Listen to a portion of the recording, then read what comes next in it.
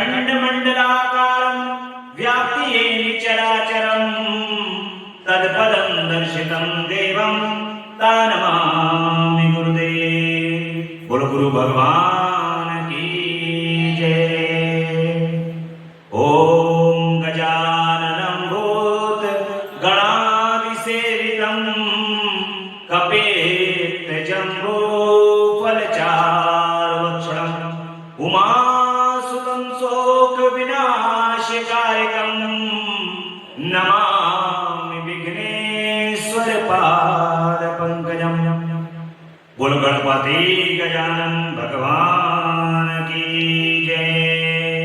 या देवी सर्वभूतेषु मातृरूपेण संस्थिता नमस्तस्यै नमस्तस्यै नमस्तस्यै नमो नमः। ओम कर्पूरगौरं करुणावतारं संसारसारं भुजगेन्द्रहारं सदा वसन्तं हृदयारविन्दे भवं भवानी सेतं नमामि। ओम नमः शिवाय। ओम नमः शिवाय। ओम नमः शिवाय। बोलिए सांब सदाशिव भगवान की जय। भूत भावन भगवान की जय। महामृत्युंजय भगवान की जय। भगवान श्री गुरुदेव की असीम अनुकंपा से माता पिता के आशीर्वाद आप सभी भक्तों के भाग्य के कारण ही जगदम्बा पराअंबा पराशक्ति आद्या शक्ति माता काली के श्री चरण कमल में बैठ करके भगवान के शिव पुराण की कथा को सुनते हुए आज हमें एकादश दिवस है, यानी कि 11वां दिन। जगदम्बा ने भगवान शिव के साथ हम सब पर परम कृपा की है, जिस कृपा के कारण ही हम सभी को उनके श्री चरण कमल में बैठ करके उनकी कथा को सुनने का सौभाग्य प्राप्त हुआ। करोड़ों जन्मों के जब पुण्य उदय होते हैं तब भगवान की सानिध्यता में उनकी चर्चा को करने का सौभाग्य प्राप्त होता है। प्राय सर्वथा आप लोग देखते होंगे कि संसार के अंदर करोड़ों अरबों की संख्या में प्राणी हैं, परंतु कितने प्राणी ऐसे हैं जो भगवान की चर्चा को करने में अपने आप को भगवान की चर्चा को करने में समर्पित करते हैं। भगवान की चर्चा को सुनने में कितने लोग ऐसे हैं जो भगवान की चर्चा को सुनने में मन लगा रहे हैं। जब करोड़ों जन्मों के पुण्य उदय होते हैं तब भगवान हमें सौभाग्य प्रदान करते हैं कि कथा के माध्यम से उनकी चर्चा को सुना जाए। इसीलिए भगवान अपनी कृपा से हमें ये सौभाग्य प्रदान किया है और पूरे श्रावण मास में भगवान शिवमय होकर के भगवान शिव की भक्ति में लीन होकर के शिव के तत्व को जानने की हम सबको कोशिश करनी चाहिए, प्रयास करना चाहिए। वैसे तो शिव तत्व इतना विस्तृत है, भगवान शिव इतने विस्तृत हैं कि उनकी माया को स्वयं ब्रह्मा जी और भगवान विष्णु भी नहीं समझ पा रहे हैं। परंतु जो माया भगवान की ब्रह्मा और भगवान विष्णु जी भी नहीं समझ पा रहे हैं, वो माया भगवान के भक्त कुछ ही क्षणों में समझ गए। परंतु उसके लिए भगवान की पूजा और आराधना का माध्यम बताया गया है, उनकी कथा का माध्यम बताया गया है, श्रवण और स्मरण। ये दो माध्यम बताए गए हैं भगवान की तो श्रवण करो, और श्रवण करने के बाद क्या हमने श्रवण किया उसको स्मरण करो। जो आपने श्रवण किया है उसको क्या स्मरण करना है, ये आपको एकाग्र चित्त होकर के ही समझ में आ सकता है। इसलिए भगवान की कथा को सुन करके, श्रवण करके उसका स्मरण करना अति आवश्यक है। प्रायः ज्यादातर इस कलिकाल में मनुष्यों में यही होता है कि कथा को सुना, जब 2 घंटे तक या 3 घंटे तक जो भी भगवान की चर्चा हुई उस चर्चा को सुना, और उसके बाद फिर संसार की माया में जाकर के हमने उस चर्चा को भूल गए। परंतु जब हम भगवान की चर्चा को सुने तो उस चर्चा को सुनने के बाद पहले श्रवण करें, और श्रवण के बाद जब हम स्मरण करें तो हमारे प्रभु हमारे नजदीक दोनों ही काल में रहेंगे। जब हम कथा सुनेंगे तब भी, और जब कथा का स्मरण करेंगे तब भी। इसलिए श्रवण और स्मरण की महिमा है, और श्रवण और स्मरण दोनों भगवान की कृपा से प्राप्त होते हैं। जब हम अनेक बार प्रयास करते हैं, देखिए कोशिश किसको करनी पड़ती है, हमको करनी पड़ती है। कोई भी परीक्षा होती है तो उसके अंदर उत्तीर्ण होने के लिए आपको पढ़ना पड़ता है या नहीं पढ़ना पड़ता है?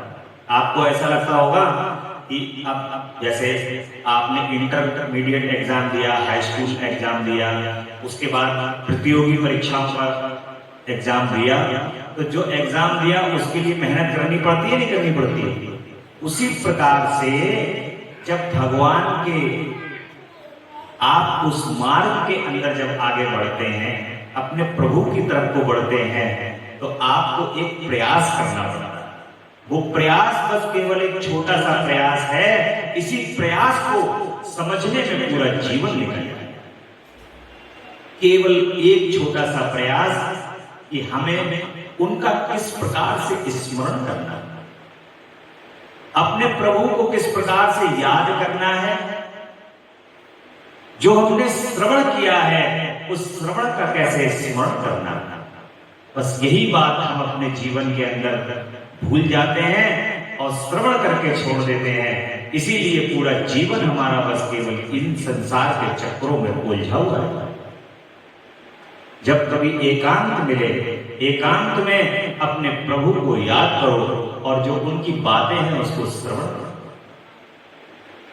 और श्रवण करके उसको स्मरण करो, तभी हमारा कल्याण संभव है। उसी में हमारा कल्याण छुपा हुआ है। यही बात भगवान शिव, भगवान विष्णु बता रहे हैं सभी देवताओं के लिए कि लोक कल्याण के लिए भगवान शिव के पूजन को किस प्रकार से हमें करना चाहिए। कल की कथा में हम सुन रहे थे कि भगवान शिव के पूजन की विभिन्न प्रकार की विधियां बताई जा रही हैं, और भगवान शिव की श्रेष्ठता और उनके पूजन की अनिवार्य आवश्यकता को किस प्रकार से भगवान विष्णु बता रहे हैं। भगवान विष्णु कह रहे हैं कि इस संसार के अंदर निवास करते हुए देवताओं के पूछने पर भगवान विष्णु शिव पूजन की ही श्रेष्ठता को बता रहे हैं, और कह रहे हैं कि भगवान शिव की पूजा में ही सब कुछ निहित है। भगवान शिव की पूजा के अतिरिक्त इस संसार के अंदर अन्यत्र और कोई साधन नहीं है जिससे मनुष्य मुक्त हो जाए। भगवान विष्णु स्वयं कह रहे हैं ये बात अपने मुख से, और वही व्यक्ति मूर्ख है, वो व्यक्ति दृष्टि होने के साथ भी अंधा है जो भगवान शिव के पूजन की महिमा को समझता नहीं। और भगवान शिव को मन ही मन प्रणाम करते हुए कह रहे हैं कि महान सौभाग्यशाली पुरुष, मनोहर भवन, सुंदर आभूषणों से विभूषित स्त्रियां, जितने में मन को संतोष हो उतना धन, पुत्र, पौत्र आदि संतति, आरोग्य, सुंदर शरीर, अलौकिक प्रतिष्ठा, स्वर्गीय सुख, अंत में मोक्ष रूपी फल तथा परमेश्वर शिव की जो भक्ति चाहते हैं, वे पूर्व जन्मों के महान पुण्य से भगवान सदाशिव की पूजा अर्चना में प्रवृत्त हो रहे हैं। जो धर्म, अर्थ और काम, मोक्ष इन तीनों की इच्छा रखते हो, उनके लिए भगवान शिव के अन्यत्र पूजन के अन्यत्र अन्य कोई साधन नहीं है। भगवान विष्णु इस प्रकार देवताओं को उपदेश दे रहे हैं और कह रहे हैं कि मनुष्यों की समस्त कामनाओं की पूर्ति के लिए उनमें शिवलिंग देने के लिए प्रार्थना कीजिए। भगवान विष्णु कह रहे हैं, देवता लोग भगवान विष्णु के पास बैठे हुए हैं और कह रहे हैं कि प्रभु, कौन से देवता को कौन सी शिवलिंग का पूजन करना चाहिए, किस देवता के पास कौन सी शिवलिंग है, इसका आदेश भगवान विष्णु कर रहे हैं विश्वकर्मा जी के लिए। और विश्वकर्मा जी से कह रहे हैं कि हे विश्वकर्मा जी, आप शिवलिंगों का निर्माण कीजिए। जो देवता जिस शिवलिंग को आप दोगे वो उससे पूजित होगा। मुनि श्रेष्ठ नारद, किस देवता को कौन सा शिवलिंग प्राप्त हुआ, इसका वर्णन आज मैं कर रहा हूं, उसे सुनो। इंद्र पद्मराग मणि के बने हुए शिवलिंग की पूजा करते हैं और कुबेर जी स्वर्णमय लिंग की पूजा करते हैं। धर्म पीत मणि में पुखराज के बने हुए लिंग की पूजा करते हैं। वरुण श्याम वर्ण के शिवलिंग की पूजा करते हैं। भगवान विष्णु इंद्र नीलमय तथा ब्रह्मा हेममय लिंग की पूजा करते हैं। हे मुनि, विश्व देवगण चांदी के शिवलिंग की पूजा, वसुगण पीतल के बने हुए शिवलिंग की पूजा तथा दोनों अश्वनी कुमार पार्थिव लिंग की पूजा करते हैं। लक्ष्मी देवी स्फटिक के लिंग की पूजा करती हैं और आदित्य गण ताम्र लिंग की पूजा करते हैं। राजा सोम मोती के बने हुए लिंग की पूजा करते हैं तथा अग्निदेव वज्र हीरे के लिंग की उपासना करते हैं। श्रेष्ठ ब्राह्मण और उनकी पत्नियां मिट्टी के बने हुए शिवलिंग का, मयासुर चंद्र निर्मित लिंग और नागगण मूंगे के बने हुए शिवलिंग का आदर पूर्वक पूजन करते हैं।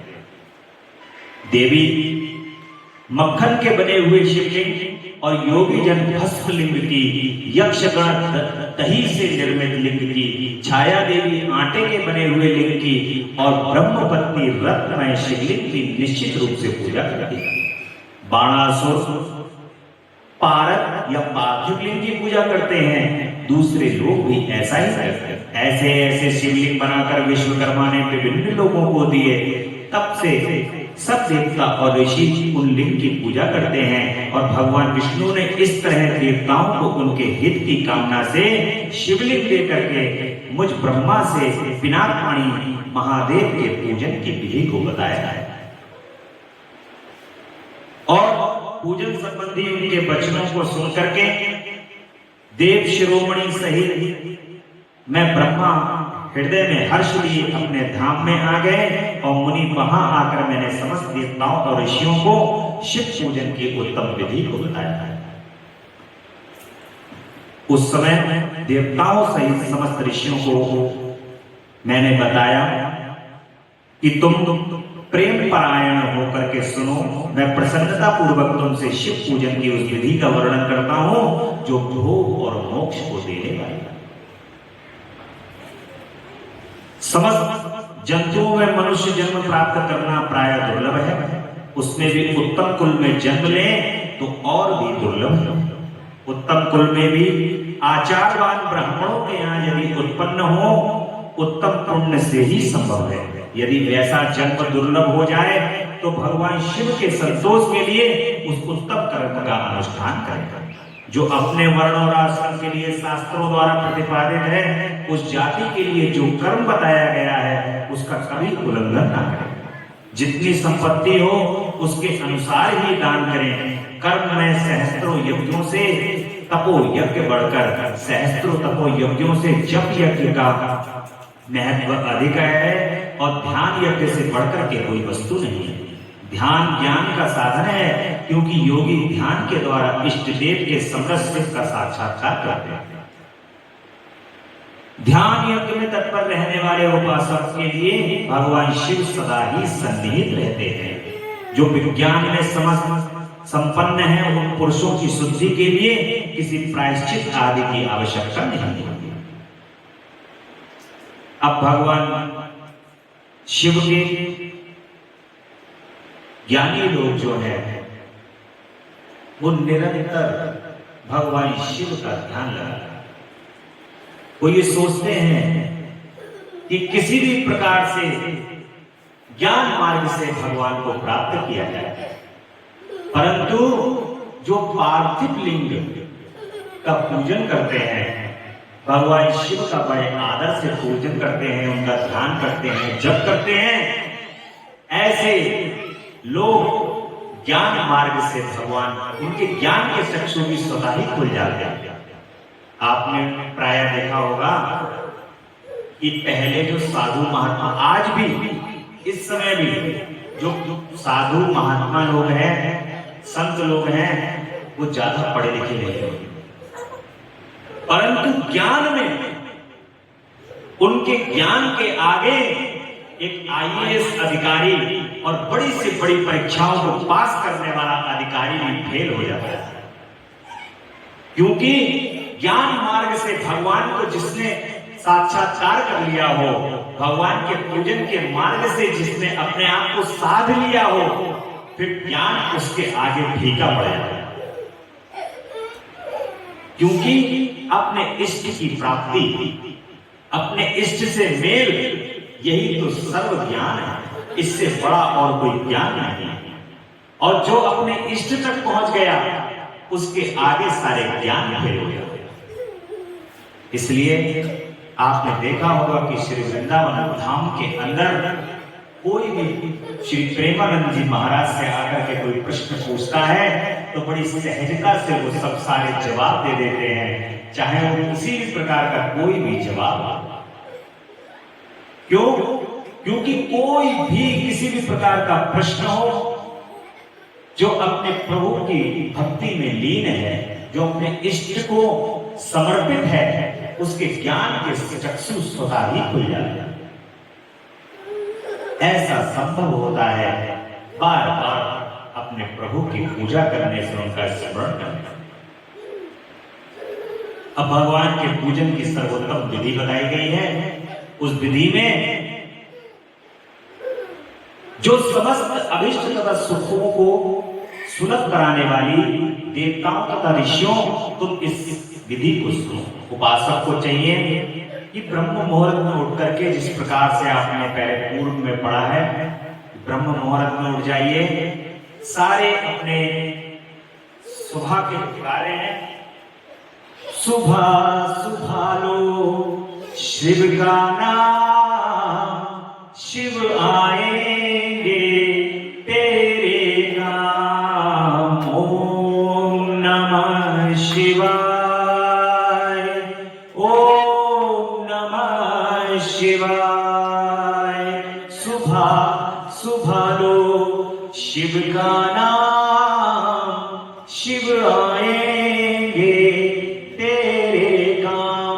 पहले अपने शयन, जिस पे आपने बिस्तर पे शयन किया है, उस पर उठ करके सबसे पहले अपने भगवान को याद कीजिए, अपने शिव को याद कीजिए और माता पार्वती के साथ ऐसा समझिए कि भगवान शिव मेरे सामने हैं।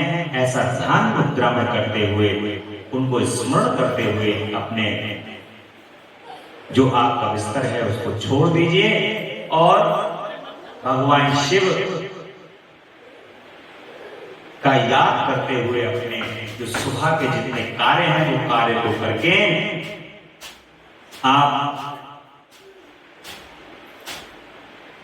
जो स्थान आपका बना हुआ है उस स्थान को अच्छे से साफ कर लीजिए। पहले गोबर से लीपने का रिवाज था, गाय के गोबर से लीपा जाता था, परंतु आज के समय में उसको पानी से, कपड़े से अच्छे से पोंछिए, स्वच्छता का विशेष ध्यान रखिए और वहां पर आकर के अच्छे से आसन वगैरह बिछा करके, जिस आसन पे आप बैठते हो वो आसन भी बहुत अच्छा होना चाहिए।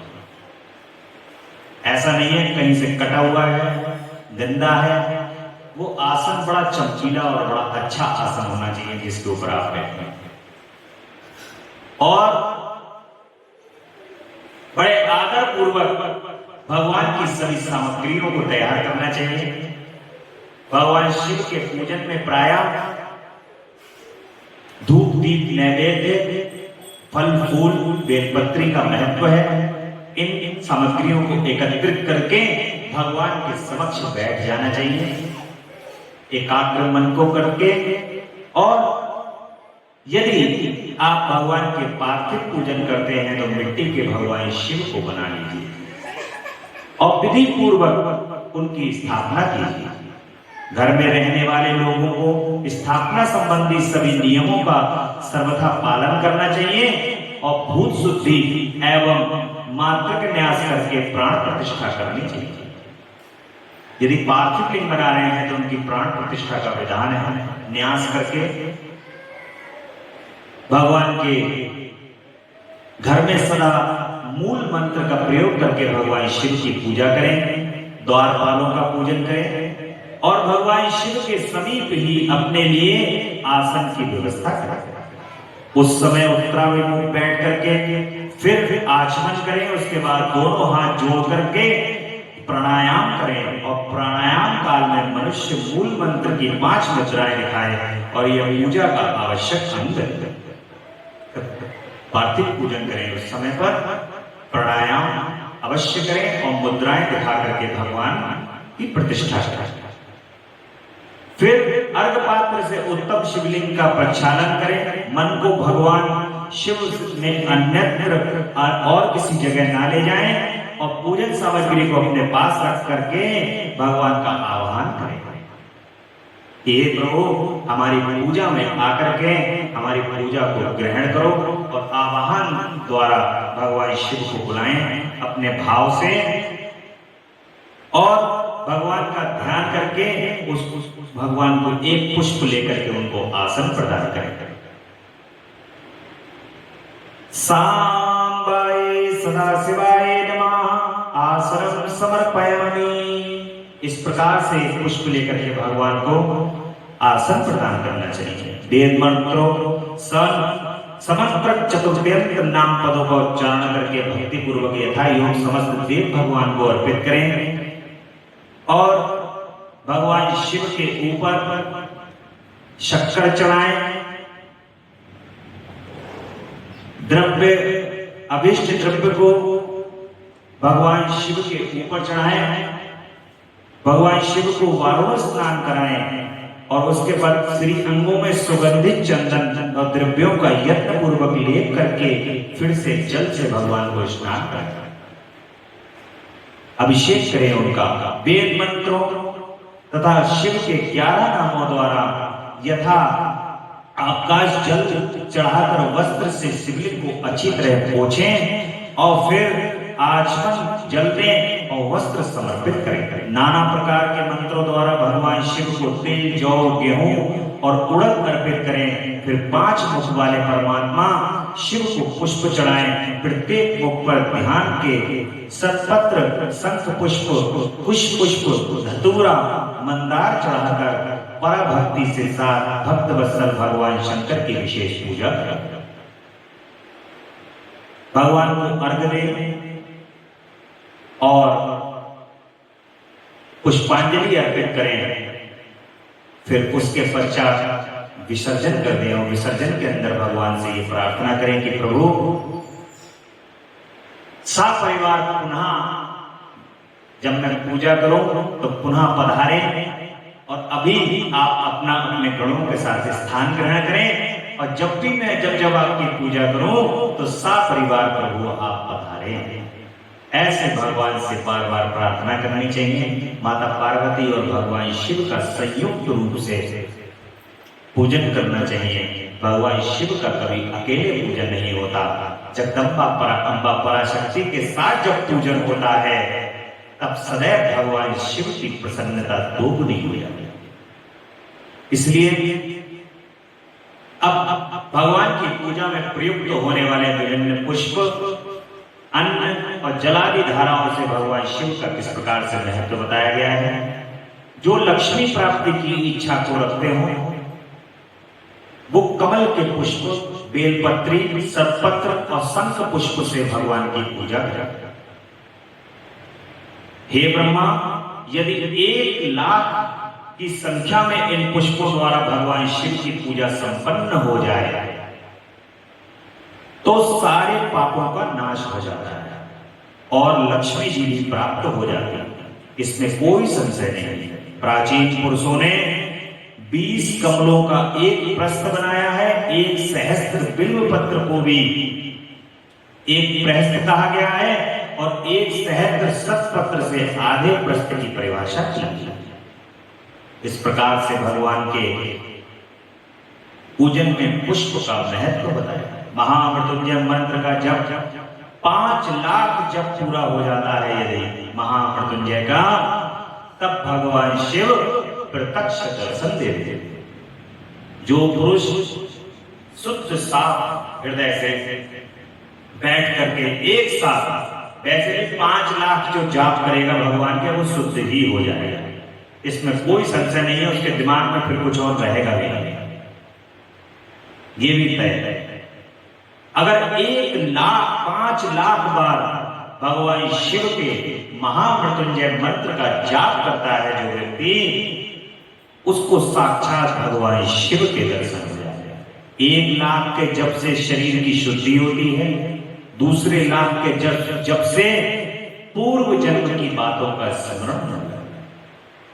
कोई कहे कि हमें अपने पूर्व जन्म का याद करना है तो वो 2 लाख महामृत्युंजय मंत्र का जाप कर ले, उसको पूर्व जन्म का याद आ जाए। और तीसरे लाख पूर्ण होने पर संपूर्ण काम वस्तुएं प्राप्त हो जाती हैं। चौथे लाख का जन्म होने पर स्वप्न में भगवान शिव दर्शन प्रदान करने लगते। और इसी मंत्र का यदि 10 लाख बार जप हो जाए तो संपूर्ण फल की सिद्धि हो जाती है। जो मोक्ष की अभिलाषा रखता है वह 1 लाख दर्भों द्वारा शिव का पूजन करे। मुनि श्रेष्ठ, सर्वत्र लाख की ही संख्या समझनी चाहिए। आयु की इच्छा रखने वाला पुरुष 1 लाख दूर्वा के द्वारा यदि भगवान शिव का पूजन करे, जिसे पुत्र की अभिलाषा हो, वह धतूरे के 1 लाख फूलों से भगवान शिव का यदि पूजन करे तो उसको ये सर्वत्र प्राप्त हो जाता है। जिसकी आयु, जिसको लग रहा हो कि मैं अल्प आयु ना रह जाऊं, वो 1 लाख दूर्वा से यदि भगवान शिव का पूजन करेगा, महामृत्युंजय का जाप करके, तो भगवान शिव निश्चय ही उसको पूर्ण आयु प्रदान करते हैं। ऐसा भगवान ब्रह्मा जी कह रहे हैं। यदि तुलसी दल से शिव की पूजा करी जाए तो उपासक को भोग और मोक्ष दोनों सुलभ हो जाते हैं। लाल और सफेद आग, अपमार्ग और श्वेत कमल के 1 लाख फूलों द्वारा पूजा करने से उसी फल, भोग और मोक्ष की प्राप्ति होती है। अड़हल के 1 लाख फूलों से की हुई पूजा शत्रुओं को मृत्यु प्रदान कर देती है। कोई भी शत्रु किसी के जीवन में नहीं रह सकता यदि कोई 1 लाख अड़हल के पुष्पों से भगवान शिव की पूजा करे। करवीर के 1 लाख फूलों से यदि शिव पूजन के उपयोग में लाए जाएं तो वे वहां रोगों का उच्चाटन करने वाले सभी रोग खत्म हो जाते हैं यदि करवीर के 1 लाख फूलों से कोई पूजन करेगा। बंदूक, दोपहरिया के फूलों से पूजन करने से आभूषण की प्राप्ति होती है। चमेली से शिव की पूजा करने पर मनुष्य को वाहन मिल जाता है, वाहन की प्राप्ति हो जाती है, इसमें कोई संशय नहीं। कितना भगवान का प्रसन्न हो जाने वाले हमारे देव महादेव हैं। भोलेनाथ को केवल आप पुष्प चढ़ा दीजिए और पुष्प चढ़ा के ही भोलेनाथ से जो चाहे वो उसी समय मांग लीजिए। भगवान बड़ी सहजता से उसको प्रदान करते हैं। इतने सरल महादेव हैं। बस केवल क्या करने के लिए, महादेव तो उसी समय प्रदान कर देते हैं जब तुम संकल्प लेते हो। परंतु महादेव तुम्हें उस समय प्रदान कर देते हैं जब तुम संकल्प लेते हो। वो अपना नाम का जाप आपसे कराना चाहते हैं, इसीलिए वो इतने आपको संख्या बता दी है कि इतनी संख्या में करो। 1 लाख की संख्या में पता नहीं कौन सा ऐसा संख्या का कौन सा ऐसा भाग है जहां हमारे प्रभु प्रसन्न हो जाए, जहां कौन सा ऐसा नाम तुम कौन से में नंबर पे कौन सा ऐसा नाम तुम लोगे जिस नंबर पर भगवान प्रसन्न हो जाए। इसीलिए भगवान अपनी जाप का उनका महत्व है। बड़े स्मरण से बड़े आनंद से एक बार भी यदि आप उनका नाम ले लोगे तो भगवान बड़ी आसानी से प्रसन्न होकर के वो सब कुछ प्रदान कर देते हैं जो आपको चाहिए, और जो आपको नहीं चाहिए वो भी बड़ी सहजता से भगवान प्रदान कर देते हैं। इसलिए हे विप्रवर, महादेव के ऊपर चावल चढ़ाने से मनुष्य की लक्ष्मी बढ़ती है। ये चावल अखंडित नहीं होने चाहिए और इन्हें उत्तम भक्ति भाव से शिव के ऊपर चढ़ाना चाहिए। रुद्र प्रधान मंत्र से पूजा करके भगवान शिव के ऊपर बहुत सुंदर वस्त्र चढ़ाएं और उसी पर चावल रख करके समर्पित करें तो उत्तम। भगवान शिव के ऊपर गंध पुष्प आदि के साथ साथ एक श्रीफल पूरा फल प्राप्त होता है। यदि जो धूप आदि निवेदित करता है उसको पूजा का पूरा फल प्राप्त होता है। वहां शिव के समीप 12 ब्राह्मणों को भोजन कराएं। इसमें मंत्र पूर्वक सांगोपांग लक्ष्य पूजा संपन्न होती है। यहाँ 100 मंत्र जपने की विधि हो, वहां 108 मंत्र जपने का विधान बताया गया है। प्राय 108, जहां 100 101 की गिनती नहीं बताई गई है मंत्रों के जाप के लिए, 108 बताई गई है, क्योंकि 9 की संख्या जो होती है वो पूर्ण होती है। जब आप योग करोगे 108 का तो 1 + 8 = 9, यानी कि 9। और 9 देवियां हैं। नवम सिद्धिदात्री चा नवदुर्गा प्रतिकीर्ता, यानी कि 9 देवियां हैं। नवी देवी जो है वो सिद्धि को प्रदान करने वाली है, इसलिए 9 की संख्या जो है वो सिद्ध है। इसलिए जब कभी भी आपने जाप को प्राय करा होगा तो जो माला होती है उसके 54 मनके होते हैं। हाफ में होती है तो 54 होंगे या 108 होंगे। तो 54 का मतलब 54 का मतलब 5 + 4 = 9।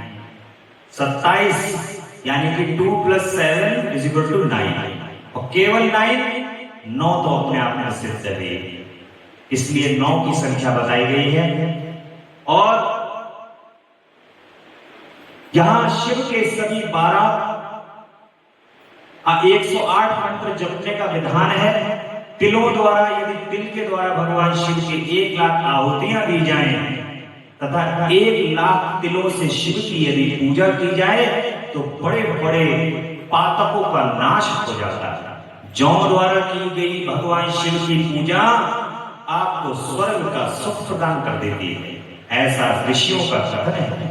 गेहूं के बने हुए पकवान से भगवान शिव की यदि पूजा की जाए तो निश्चय ही बहुत उत्तम मानी गई है।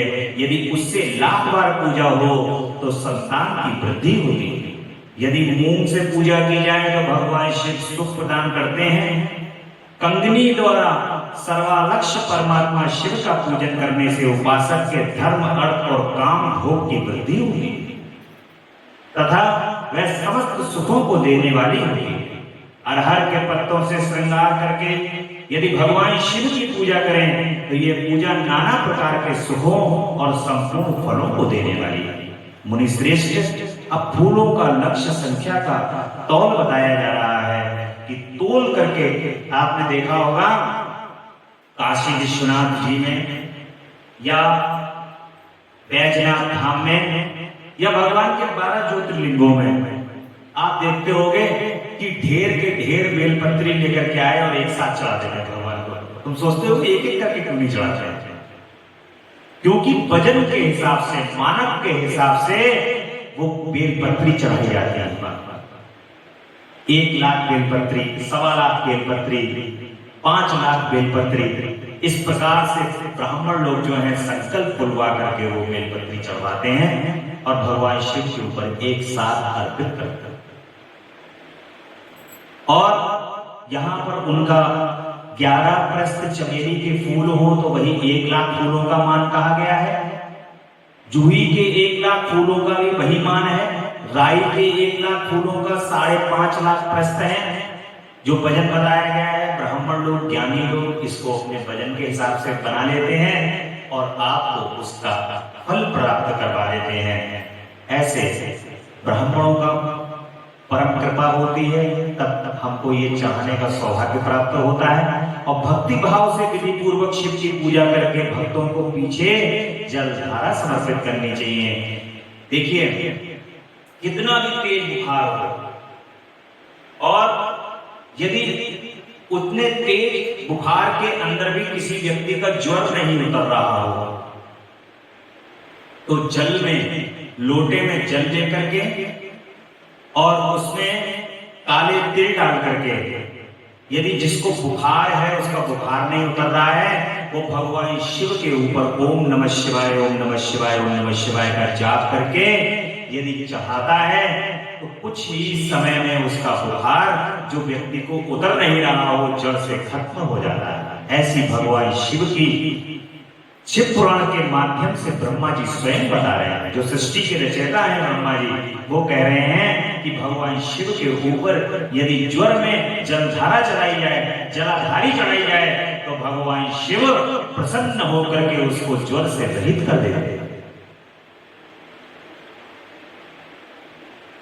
उसकी शांति के लिए जलधारा शुभकारक बताई गई है। सतरुद्रीय मंत्र से, रुद्री के 11 पाठों से, रुद्र मंत्रों के जप से, पुरुष सूक्त से, 6 जल वाले रुद्रोक्त से, महामृत्युंजय मंत्र से, गायत्री मंत्र से तथा शिव के शास्त्रोक्त नामों आदि से प्रणव और अंत में नमः पद का जोड़ बने हुए मंत्रों द्वारा जलाधार आदि अर्पित करनी चाहिए। और सुख और संतान वृद्धि के लिए जलाधार द्वारा पूजन उत्तम बताया गया है। उत्तम भस्म धारण करने उपासक को प्रेम पूर्वक नाना प्रकार के शुभ एवं दिव्य द्रव्यों द्वारा शिव की पूजा करनी चाहिए।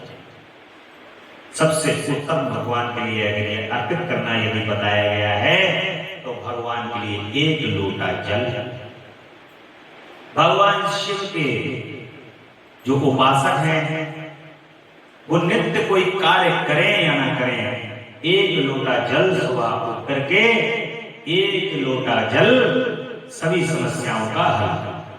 भगवान शिव के ऊपर केवल 1 लोटा जल जो चढ़ा देते हैं उसकी सारी समस्याएं भगवान स्वयं हल कर देते हैं, स्वयं सारे कष्टों का भक्षण कर लेते हैं और बड़े शुद्ध और आनंद मन से भगवान उसको स्वीकार करते हैं। सभी रोगों की शांति के लिए भगवान शिव का पूजन विधि पूर्वक व्यक्ति को करना चाहिए और उपासक को मनोवांछित फल की प्राप्ति भगवान शिव की पूजा करने से ही प्राप्त होती है। घी की धार चढ़ाने से, जो आप घी की धार चढ़ाते हैं भगवान को, उस घी की धार से भी सभी प्रकार के रोगों की शांति होती है और मनोवांछित फल की प्राप्ति होती है। साथ ही उसके लिए मुनीश्वरों ने प्रजापत्य व्रत का भी विधान बताया है। यदि बुद्धि जड़ हो जाए, बुद्धि यदि भ्रष्ट हो जाए, इसको कहते हैं, आदमी कहता है अरे कुछ नहीं है, पूजा पाठ में रखा हुआ, क्यों जाऊं मंदिर, क्यों करूं पूजा, ये इसको कहते हैं बुद्धि जड़ हो गई, भ्रष्ट हो गई। जब बुद्धि यदि जड़ हो जाए तो उस अवस्था में पूजक को केवल शर्करा मिश्रित दुग्ध की धारा भगवान को चढ़ानी चाहिए। और यहाँ जड़ होने से बुद्धि का एक मतलब और भी है कि आप जो यदि कोई ऐसे मार्ग में पहुंच जाओ जहां पर आपको कुछ दिखाई नहीं दे रहा है, तब उसका मार्ग का रास्ता भगवान शिव मिश्री से मीठे करे हुए दूध यदि भगवान को चढ़ा दिया जाए तो भगवान शिव उसका रास्ता निकाल देते हैं। ऐसा करने पर उसे बृहस्पति के समान उत्तम बुद्धि प्राप्त हो जाती है, रास्ता निकल आता है। और तब तक पूर्वोक्त दुग्ध धारा द्वारा भगवान शिव का उत्कृष्ट पूजन चालू रखना चाहिए, जब तक उसमें अकारण ही उच्चाटन न हो। जिस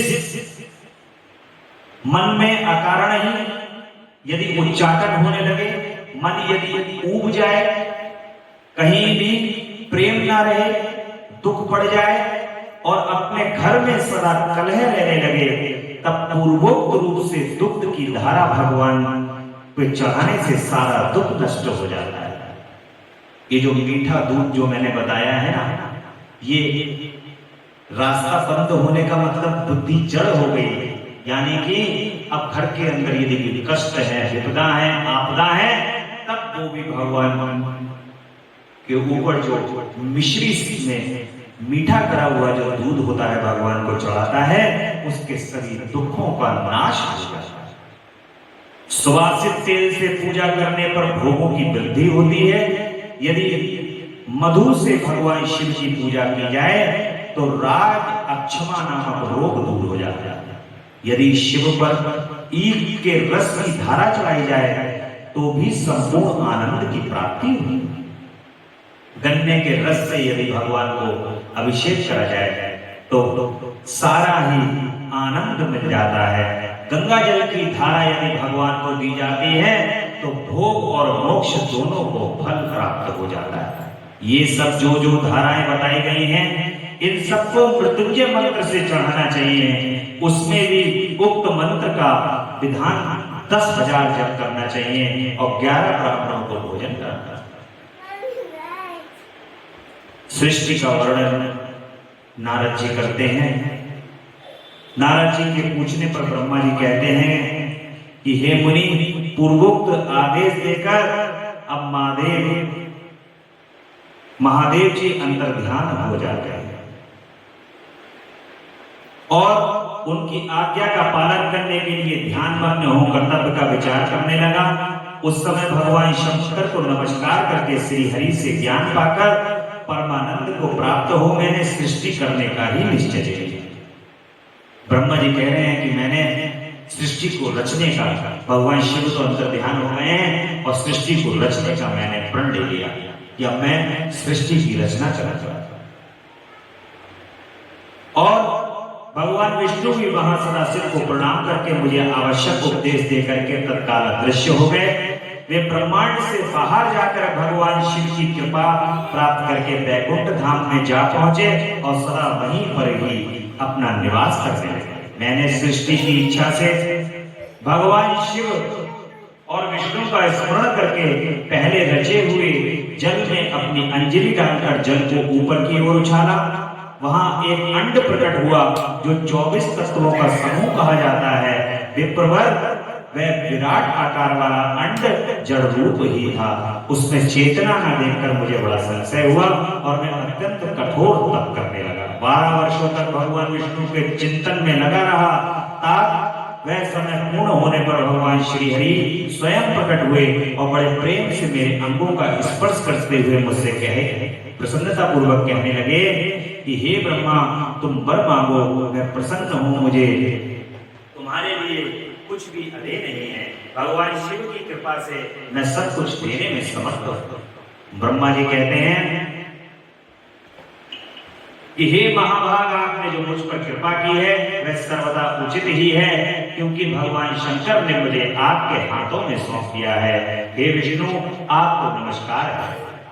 भगवान विष्णु से ब्रह्मा जी कहते हैं कि प्रभु, मुझे ये सृष्टि की रचना करनी है। कैसे भी ये मैं सृष्टि की रचना करूं और कैसे ये सृष्टि बढ़ेगी। ये जो अंड का मैंने निर्माण किया है, ये ना बढ़ रहा है न घट रहा है। इसे देख करके मैं बड़ा चिंतित हूं। अब आप यही बताइए कि ये पृथ्वी का पालन कैसे होगा, ये बढ़ेगी कैसे। तो भगवान विष्णु भगवान शिव के तत्व का ज्ञान कराते हैं और भगवान शिव के तत्व का ज्ञान करा करके ब्रह्मा जी को उपदेश प्रदान करते हैं। ये कथा हम कल के भाग में सुनेंगे। और आज की कथा में बड़े ध्यान से आपने भगवान के पूजन को सुना, आनंद लिया। आज कल की कथा में सृष्टि का वर्णन सुनेंगे और सृष्टि का वर्णन सुनकर के जगदम्बा पराअंबा पराशक्ति माता सती का प्रादुर्भाव होगा। बहुत जल्द ही जगदम्बा पधारने वाली हैं, आने वाली हैं। माता सती के रूप में, श्यामा के रूप में हमें प्राप्त होने वाली हैं। बोल जगदम्बा रानी की जय। बड़े प्रेम और बड़े भाव से भगवान का भजन करेंगे। तेरा पल पल बीता जाए, मुख से जप ले नमः शिवाय, ओम नमः शिवाय, ओम नमः शिवाय, ओम नमः शिवाय, ओम नमः शिवाय, ओम नमः शिवाय, ओम नमः शिवाय। शिव शिव नाम हृदय से बोलो, मन मंदिर का पर्दा खोलो। शिव शिव नाम हृदय से बोलो, मन मंदिर का पर्दा खोलो। तेरी आयु निष्फल जाए, मुख से जप ले नमः शिवाय। तेरी आयु निष्फल जाए, मुख से जप ले नमः शिवाय। ओम नमः शिवाय, ओम नमः शिवाय, शिवाय, ओम नमः शिवाय। दुनिया पंछी का मेला, मानव टूट जाए अकेला। ये दुनिया पंछी का मेला, मानव टूट जाए अकेला। सगे संबंधी सब यही रह जाए, मुख से जप ले नमः शिवाय। सगे संबंधी सब रह जाए, मुख से जप ले नमः शिवाय। ओम नमः शिवाय, ओम नमः शिवाय, ओम नमः शिवाय, ओम नमः शिवाय। मुसाफिरी जब पूरी होगी, चलने की मजबूरी होगी। मुसाफिरी होगी, चलने की मजबूरी होगी। तेरा तन मन धन छुट जाए, मुख से जप ले नमः शिवाय। तेरा तन मन धन छुट जाए, मुख से जप ले नमः शिवाय। ओम नमः शिवाय, ओम नमः शिवाय, ओम नमः शिवाय, ओम नमः शिवाय। शिव पूजन में मस्त बने जा, भक्ति सुधारस पान किए जा। शिव पूजन में मस्त बने जा, भक्ति सुधारस पान किए। दर्शन दिव्य ज्योति हो जाए, मुख से जप ले नमः शिवाय। दर्शन दिव्य ज्योति जाए, मुख से जप ले नमः शिवाय। ओम नमः शिवाय, ओम नमः शिवाय, ओम नमः शिवाय, ओम नमः शिवाय। नमः शिवाय, नमः शिवाय, नमः शिवाय, नमः शिवाय, नमः शिवाय, नमः शिवाय, नमः शिवाय, नमः शिवाय, नमः शिवाय, नमः शिवाय, नमः शिवाय, नमः शिवाय। पल पल बीता जाए, मुख से जप ले नमः शिवाय। तेरा पल पल बीता जाए, मुख से जप ले नमः शिवाय। ओम नमः शिवाय, ओम नमः शिवाय, ओम नमः शिवाय, ओम नमः शिवाय, ओम नमः शिवाय, ओम नमः शिवाय। बोलो हर हर महादेव, हर हर हर महादेव, हर हर महादेव। शिव शंभु कैलाशपति जगदम्बा